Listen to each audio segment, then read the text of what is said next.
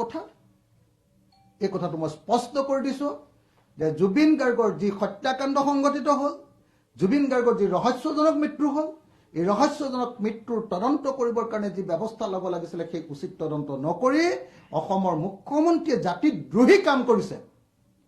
অসমৰ মুখ্যমন্ত্ৰীয়ে অসমীয়া জাতিক আকৌ কা আন্দোলনৰ নিচিনাকৈ প্ৰবঞ্চনা কৰিছে।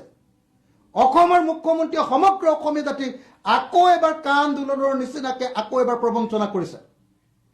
মই আৰু এটা সোণখেৰীয়া প্ৰশ্ন সুধো, লাখটকীয়া প্ৰশ্ন, যে যিজন প্ৰধানমন্ত্ৰীয়ে গামোচাখন মাজে মাজে লৈ বিৰাট অসমীয়াৰ ভাও দিব খোজে, অসমীয়াক ভাল পোৱাৰ ভাও দিব খোজে, সেইজন প্ৰধানমন্ত্ৰীয়ে আমাৰ জুবিন গাৰ্গৰ মৃত্যুৰ সময়ত মৃত্যুৰ বিষয়টোক লৈ কিমানবাৰ ছিংগাপুৰ গভৰ্ণমেণ্টৰ লগত এতিয়ালৈকে কথা পাতিলে, কিমানবাৰ ছিংগাপুৰৰ প্ৰধানমন্ত্ৰীৰ লগত কথা পাতি গোচৰটোৰ অগ্ৰগতিৰ খবৰ ল'লে, কিমানবাৰ অসমৰ মুখ্যমন্ত্ৰীক মাতি নি কেনেকৈ তদন্ত হৈছে তাৰ ওপৰত কিমানবাৰ খবৰ ৰাখিলে।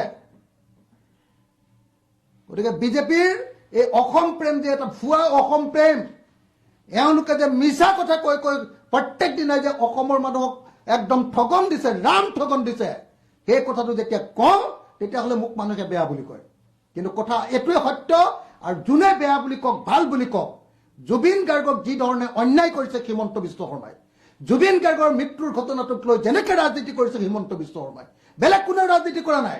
অসমত জুবিন গাৰ্গক লৈ কেৱল আৰু কেৱল ৰাজনীতি কৰিছে হিমন্ত বিশ্ব শৰ্মাৰ বিজেপি আৰু RSS প্ৰথম দিনটোৰ পৰা, আন কোনেও কৰা নাই। এই কথাটো মই স্পষ্ট কৰি দিছো। আৰু ছমাহ এবছৰৰ পাছত অখিল গগৈ কথাটো হয় নে নহয় আপোনালোকে একদম লিখিতভাৱে তাৰ প্ৰমাণ পাব, আপোনালোকে সকলোৱে বুজি পাব, আৰু সেইদিনা আপোনালোকে স্বীকাৰ কৰিব লাগিব। মই এতিয়ালৈকে বিদ্ৰোহ কৰি থাকো, কথা কৈ থাকো, চৰকাৰক সমালোচনা কৰি থাকো, সেইকাৰণে সকলোৱে মোক এনেকে দপদপাই এনে গালি পাৰি থাকে। মই স্পষ্টকে কৈছো, মই কেৱল এনেকে সাহসেৰে সৈতে সত্য কথাবিলাক ক'বলৈ চেষ্টা কৰো, ভয় নকৰো মই হিমন্ত বিশ্ব শৰ্মালৈ, আৰু সেইকাৰণে মোক ভিলেন সজাবৰ কাৰণে চেষ্টা কৰা হয়। কিন্তু মই আকৌ এবাৰ কৈছো, জুবিন গাৰ্গৰ হত্যাকাণ্ডৰ যি চাৰ্জশ্বিট দিছে, ইয়াৰ চাৰ্জশ্বিট নহয়, 2026 চনৰ বিজেপিৰ নিৰ্বাচনী ইস্তাহাৰ। গুৰুত্বপূৰ্ণ প্ৰশ্ন।